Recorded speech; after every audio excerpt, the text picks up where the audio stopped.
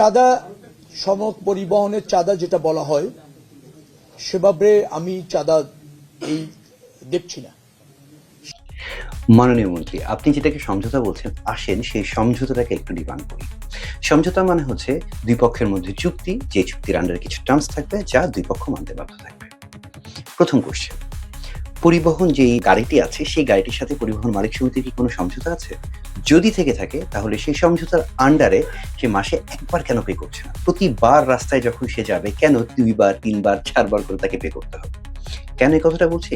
কারণ যদি সে পণ্য নিয়ে যায়, সে যতবারই পে করবে ততবারই সেটা আমাদের পণ্যের মূল্যের উপরে ইফেক্টটা হবে এবং তার জন্য আমরা যারা ভোক্তা আছি তাদের উপরে বার্ডেনটা এসে পড়ছে।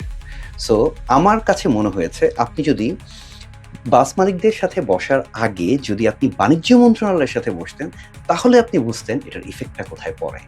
সো মাননীয় মন্ত্রী, আমি আবার আপনাকে রিকোয়েস্ট করছি, আপনি সদ্য এসেছেন, আপনাকে অনেক অভিনন্দন, আপনি আপনার দায়িত্ব বুঝে পেয়েছেন।